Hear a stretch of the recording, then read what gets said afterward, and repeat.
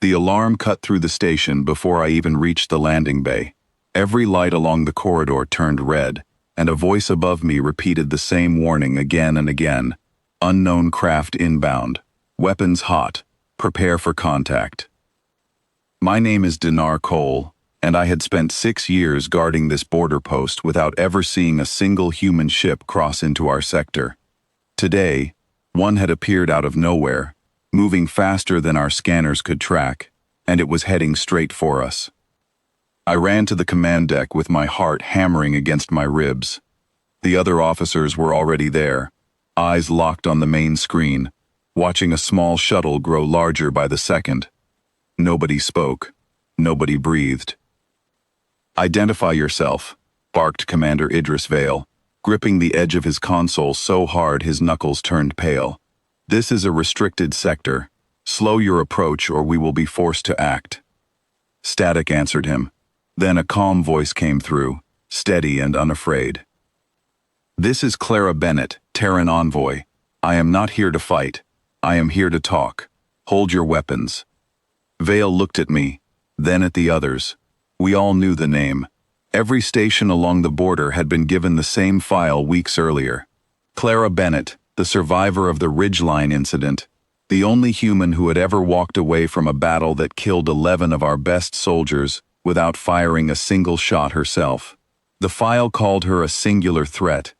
It called her a beast wearing the shape of a woman. One beast.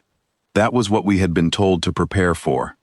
The shuttle landed hard on the platform, sending a tremor through the floor beneath our boots. The airlock hissed, then opened, and for 3 long seconds, nothing came out but steam and silence. Then she stepped through, and my chest went cold. She was not alone. On either side of her walked 2 enormous wolves, gray and black, their eyes catching the harsh light of the bay like polished stone. They moved with her, not behind her, not ahead of her, but beside her, like they had always belonged there. No leash held them, no collar bound them. They simply walked, calm and certain, as if the danger in the room belonged to us and not to them. "Stand down," Vale ordered, though his voice cracked halfway through the sentence. Every soldier in the bay raised their weapon anyway, aiming at the woman and the 2 animals flanking her. Clara did not stop walking.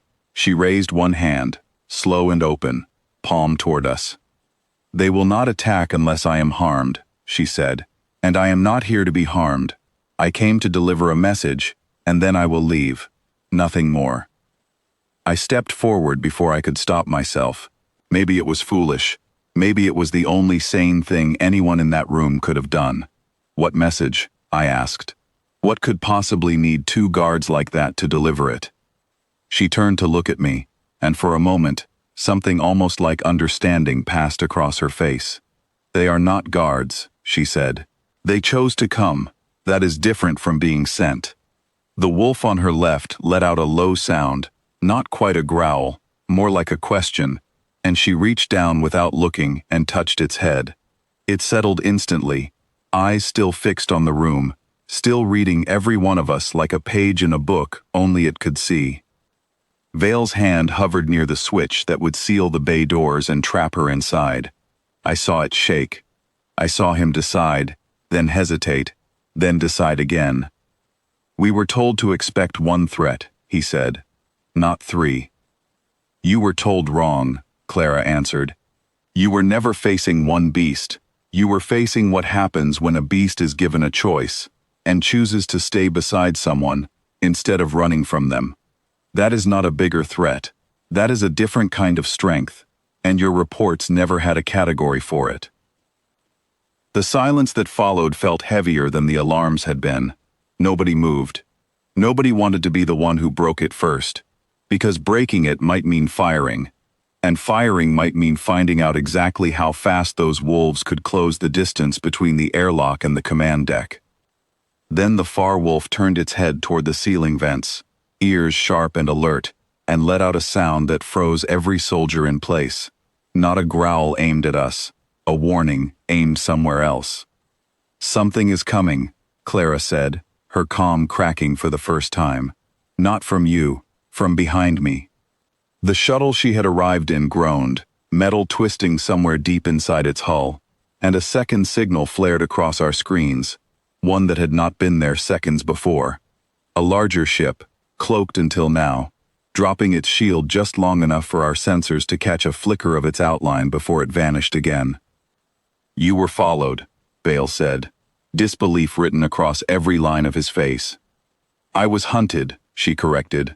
"There is a difference. The people on that ship do not want peace between us. They want this meeting to end in blood, so that no envoy ever tries again. If you kill me now, you finish their plan for them. If you let me speak, we still have a chance to stop what they are planning." I felt the room shift, felt the weight of a decision none of us were trained to make, settle onto shoulders that had only ever practiced pulling triggers, not offering trust. Vale looked at me, and for the first time in 6 years, I saw real fear in his eyes, not because of Clara, but because he understood she might be telling the truth. "Lower your weapons," he said finally, and the words seemed to cost him everything he had. Nobody moved.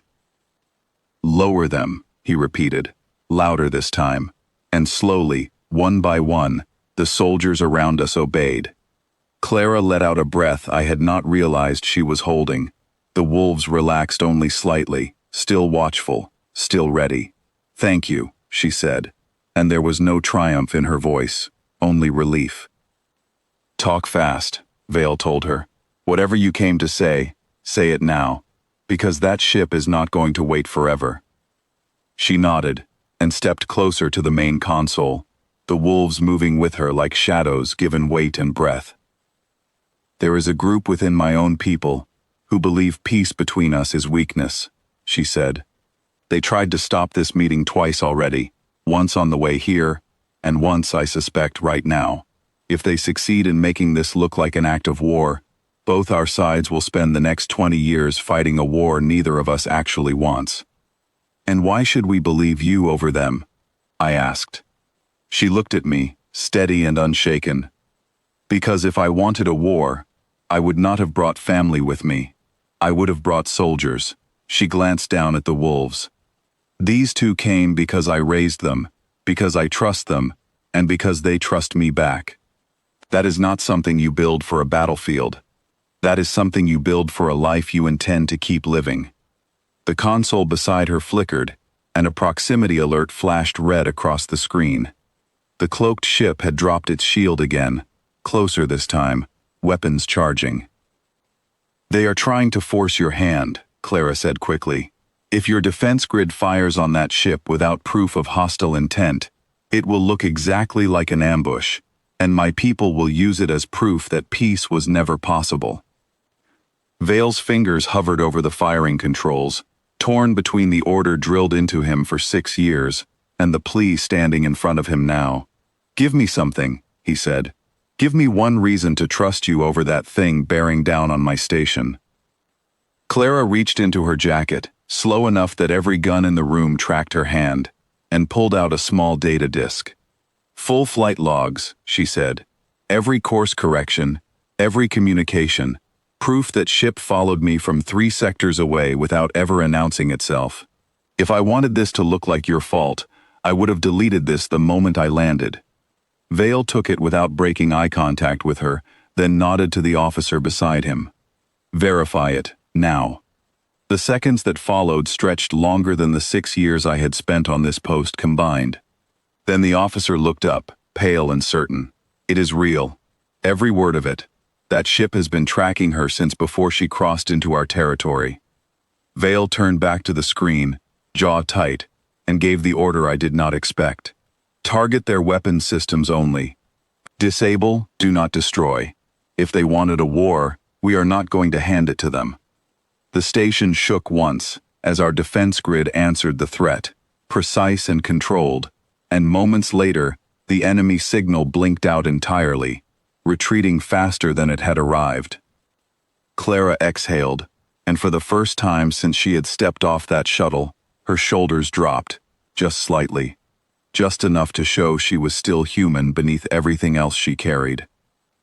"You saved this station," Vale said quietly. And maybe more than that.